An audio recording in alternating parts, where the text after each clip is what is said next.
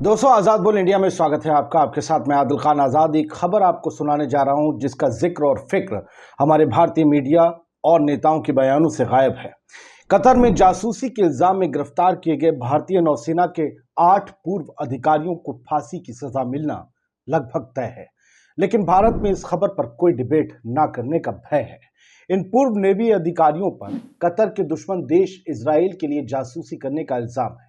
इल्जाम यह है कि इन सभी ने कतर की सुरक्षा से जुड़ी गोपनीय जानकारियां यानी कि बहुत ही खास इंफॉर्मेशन इजराइल को बेच दी या सौंप दी। ये सभी कतर की जाहिरा अल आलमी नाम की एक सुरक्षा कंपनी में काम करते थे। ये कंपनी कतर के रक्षा विभाग के लिए काम करती है, सैनिकों को प्रशिक्षण यानी ट्रेनिंग भी देती है। इन कर्मचारियों के परिजनों को हाल ही में इनसे मिलने की इजाजत भी दी गई थी। कंपनी ने गिरफ्तार किए गए तमाम भारतीय नौसेना के पूर्व अधिकारियों कर्मचारियों के परिजनों के हवाई टिकट और कतर में रुकने के इंतजाम किए थे। इस कदम से तो ये लगता है कि कतर सरकार ने पकड़े गए भारतीय नेवी के इन पूर्व अधिकारियों से आखिरी बार उनके रिश्तेदारों को मिलने का मौका दिया है। सोचिए, कोई कंपनी क्यों क्यों एयर टिकट और होटल के इंतजाम करेगी? सभी को बुला लिया। ये कंपनी दोहा में अपनी सभी सर्विसेज 31 मई से बंद करने जा रही है और सभी इंडियन कर्मचारी जो हैं उन सब से इस्तीफा मांग लिया गया है कि 31 मई तक इस्तीफा दो, काम खत्म। भारत सरकार फिलहाल इस मामले पर ज्यादा कुछ नहीं बोल रही, वरना कर्नाटक के चुनाव में इसका भी शोर सुनाई देता। मुसलमानों को राक्षस साबित करने पर आमादा भारतीय मीडिया का एक बड़ा वर्ग अभी तक मुस्लिम देश कतर के खिलाफ आग उगलने का प्रोग्राम नहीं बना पाया है, वरना उसे भी शैतान साबित कर देता। कंपनी में भारतीय नागरिकता रखने वाले कर्मचारियों की संख्या 75 है। इनमें से ज्यादातर भारतीय नौसेना के पूर्व अधिकारी हैं। सोचिए, उन सब पर भी गाज गिर गई।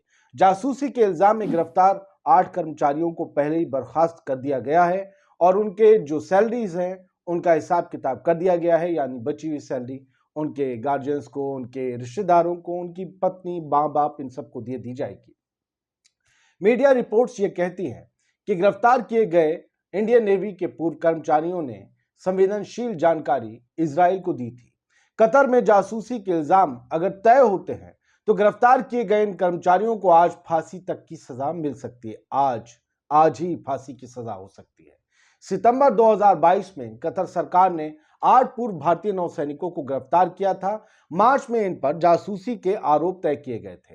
भारतीय मीडिया और दूसरी ग्लोबल मीडिया की रिपोर्ट्स कहती हैं कि इन पूर्व सैनिकों पर इल्जाम है कि इन्होंने कथित तौर पर अति उन्नत इतालवी यानी कि एडवांस टेक्नोलॉजी से लेस एक इटालियन सबमरीन को खरीदने से जो जुड़े हुए दस्तावेज थे, वो कतर के खुफिया दस्तावेज, उस कतर के खुफिया प्रोग्राम के बारे में इजराइल को पूरी जानकारी दे दी थी।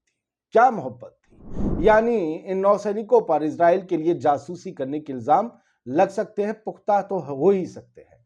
कतर की खुफिया एजेंसी का यह दावा है कि उसके पास इस जासूसी के सपोर्ट में डिजिटल सबूत मौजूद हैं, इलेक्ट्रॉनिक सबूत मौजूद हैं, यानी फोन कॉल्स होंगी, मैसेजेस होंगे और बहुत कुछ होगा। इस खबर की आपने हेडलाइंस तो देख ही ली होंगी। कतर का ही अखबार चैनल है अल जजीरा, उन्होंने लिखा Indians gelled for spying on Qatar for Israel reports, और इन्होंने जेल तो बहुत पहले हो गई थी। काशिफ अरसलान ने लिख दिया है कि 8 भारतीय नौसैनिकों पर इजराइल के लिए जासूसी करना पड़ा महंगा, कतर ने सुनाई मौत की सजा, कहा यह भारत नहीं।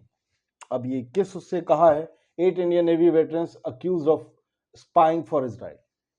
तो क्या भारत और इजराइल के रिश्ते जो थे उसको और मजबूत करने के लिए इन नेवी वालों ने ये काम कर दिया? एक्स नेवी वालों? नहीं, ये हमारे लोग हैं, हमें इनके साथ खड़ा होना का कोई शक शुबा नहीं, ना हुकूमत पर ना इन लोगों पर।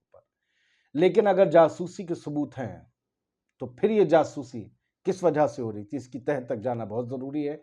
फिलहाल हमारे लिए ये एक अच्छी खबर तो नहीं है। जय हिंद।